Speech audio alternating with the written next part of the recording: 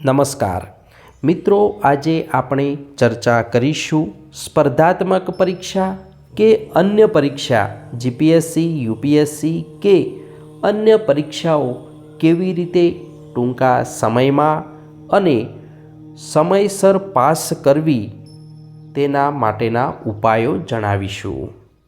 મિત્રો, ચેનલ ઉપર નવા છો તો સબસ્ક્રાઈબ કરવાનું ભૂલશો નહીં અને જો વિડીયો પસંદ આવે તો અન્ય મિત્રોને શેર કરજો અને લાઈક કરજો। પ્રથમ નિયમ છે કે તમે જે વાંચન કરો છો તેનું થોડાક દિવસોની અંદર પુનરાવર્તન કરો અને તેની શોર્ટ નોંધ ફરીથી પુનરાવર્તન માટે તૈયાર કરો અને જેમ જેમ વાંચન કરો તેમ તેમ તેની નોંધ પણ આગળ કરતા રહો। એટલે કે રિપીટ થિયરીનો અમલ સફળતા માટે સૌથી પ્રથમ ગણવામાં આવે છે। જે લોકો એકાગ્રતાથી અને શાંત મને વાંચન કરે છે તેમને વાંચન લાંબા સમય સુધી યાદ રહે છે।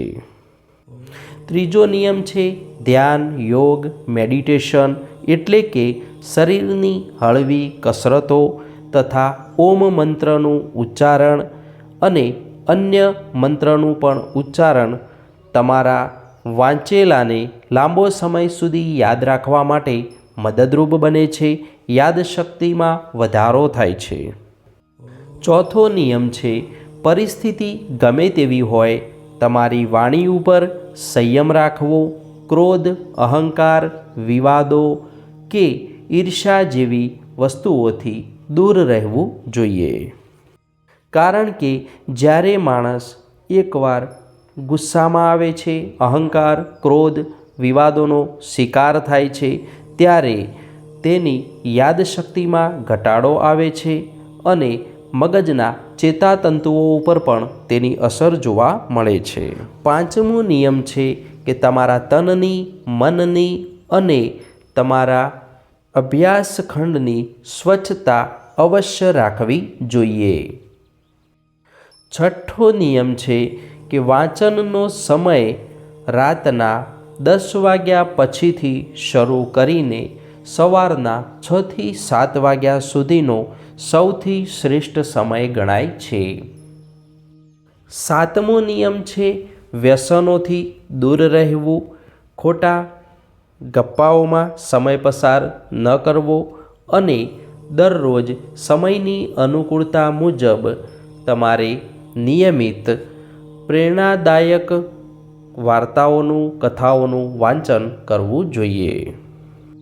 આઠમો નિયમ છે વિદ્યાની દેવી સરસ્વતી અને ઈષ્ટદેવની આરાધના અવશ્ય કરવી જોઈએ। નવમો નિયમ છે માતા પિતા, વડીલો અને ગુરુજનોને માન સન્માન આપવું તથા તેમના આશીર્વાદ લેવા જોઈએ। તેનાથી ગુરુગ્રહ બળવાન બને છે અને સફળતા પણ પ્રાપ્ત થાય છે। 10મો નિયમ છે વિદ્યા વાપરવાથી વધે છે અને વિદ્યાનો સંગ્રહ કરવાથી તેમાં કોઈ વધારો થતો નથી। માટે જ્ઞાની લોકોએ હંમેશા લોકોને જ્ઞાન આપવા માટે પ્રયત્ન કરવો જોઈએ। મિત્રો, આ માહિતી જો પસંદ આવી હોય તો ચેનલને સબસ્ક્રાઈબ કરજો, લાઈક કરજો અને અન્ય મિત્રોને શેર કરજો। ધન્યવાદ।